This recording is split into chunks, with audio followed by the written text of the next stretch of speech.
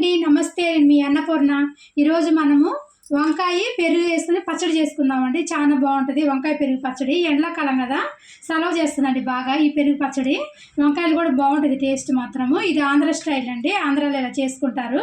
ఎలా చేయాలో చేసి చూపిస్తానండి. వంకాయలు ఇట్లా నేను కట్ చేసుకున్నాను, సన్నగా పొడుగ్గా కట్ చేసుకున్నానండి. 1/2 కిలో పెరుగుకి 1/4 కిలో వంకాయలు సరిపోతాయండి. ఆ లెక్కన వేసుకోవాలి మనము. ఒకవేళ మనము వంకాయ పెరుగు కొంచెం ఎక్కువ ఉంటే ఒక ఎక్కువ వేసుకోవచ్చు. వంకాయలు ఇట్లా వేసుకుంటే బాగుంటాయి. నేను ఇప్పుడు కట్ చేసుకున్నానండి. ఉప్పు పసుపు వేసి నీళ్ళలో వేసాను కర్రీని ఎక్కకుండా. ఇట్లా కోసి పెట్టుకున్నాను. ఇప్పుడు నేను చూపిస్తాను. స్టవ్ పెట్టేసుకొని బాండి పెట్టుకున్నానండి. బాండి పెట్టేసుకొని ఒక 2 స్పూన్లు ఆయిల్ వేసుకుందాము. ఆయిల్ వేసుకొని ఒక 20 దాకా పచ్చిమిరపకాయలు తీసుకున్నానండి. నేను ఒక 20 పచ్చిమిరపకాయలు ఇట్లా సన్నగా ముక్కలు కట్ చేసి వేసుకుంటున్నాను. ఇవి ఫ్రై చేసుకున్నాం కొంచెం. అంటే పచ్చిమిరపకాయలు తీసేసుకున్నాం, వేగిపోయినాయి కదా. పచ్చిమిరపకాయలు మొత్తం తీసేస్తున్నాను ఇప్పుడు నేను. ఇదిగోండి, అదే ఆయిల్లోకి మనం వంకాయలు వేసేసుకున్నాము. వంకాయలు వేసేసుకున్నాం కదా, కొంచెం అంటే సాల్ట్, ఒక 1/2 స్పూన్ సాల్ట్ వేసుకుంటే తొందరగా మగ్గిపోతాయి వంకాయలు. సాల్ట్ వేసుకున్నాం కదా 1/2 స్పూన్, తొందరగా మగ్గిపోతాయి వంకాయలు. కలిపేసుకొని మూత పెట్టుకున్నామండి. మూత పెట్టుకుంటే మెత్తపడతాయి తొందరగా. ఒకసారి చూసుకుందాము. చూస్తారు కదా వంకాయలు బాగా మగ్గిపోయింది. ఇంకా మనం గ్యాస్ ఆఫ్ వేసేసుకొని ఈ వంకాయలు మొత్తం మిక్సీ గిన్నెకి వేసేసుకున్నాము. మొత్తం మిక్సీ పట్టుకోవాలండి. చూస్తారు కదా మెత్తగా మగ్గిపోయింది వంకాయలు. మిక్సీలో వంకాయలు వేసేసుకున్నాం కదా, అట్లా ఇందాక మనం ఫ్రై చేసుకున్న పచ్చిమిరపకాయలు కూడా వేసేసుకోవాలి. వేసేసుకొని కొంచెం అంతా సాల్ట్ వేసుకోవాలండి. కొంచెం ఒక 1/2 స్పూన్ సాల్ట్ వేసుకొని మిక్సీ పట్టేసుకున్నాం. మెత్తగా పేస్ట్ లాగా చేసేసుకున్నాం. ఇదండి మిక్సీ ఇట్లా పట్టేసుకున్నాను నేను. ఇప్పుడు ఈ పేస్ట్ అంతా చూపిస్తాను చూడండి. ఇట్లా పట్టేసుకోవాలి. ఇప్పుడు మనం ఈ పేస్ట్ అంతా పెరుగులోకి వేసేసుకోవాలండి.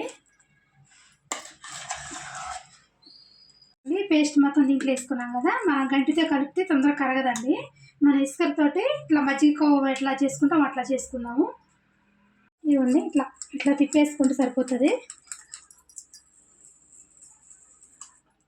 చిక్కగా ఉంటుందండి, మంచిగా పెరుగు కూడా చిక్కగా ఉంటుంది కాబట్టి కొన్ని వాటర్ పోసేసుకుందాం. నేను ఈ మిక్సీ కడిగేసేసాను. మిక్సీ కడిగి నీళ్ళు పోసేస్తున్నాను. చూసారు కదా, ఇట్లా కలిపేసుకోవాలి. బాగా కలిసిపోయింది కదా. ఇప్పుడు మనం ఉల్లిపాయలు ఇట్లా పొడుగ్గా కట్ చేసుకోవాలి. కొన్ని ఎక్కువ వేసుకోండి. నేనైతే ఒక 5 ఉల్లిపాయలు దాకా వేసాను. ఇట్లా పొడుగ్గా కట్ చేసి వేసుకుంటే చాలా బాగుంటుంది. పచ్చిగానే వేసుకోవాలండి, తాలింపు ఏం వేసుకునే అవసరం లేదు. మన పెరుగు పచ్చడిలోకి బాగుంటుంది. మన పచ్చి ఉల్లిపాయలు తగులుతూ ఉంటాయి తినేటప్పుడు.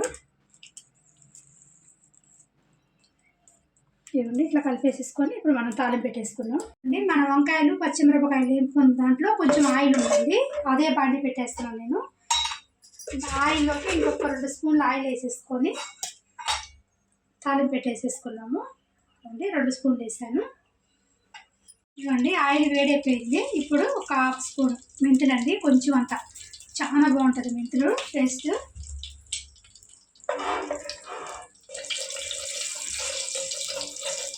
ఇప్పుడు జీలకర్ర ఆవాలు మినపప్పు అండి, 1 స్పూన్ వేసుకుంటున్నాను.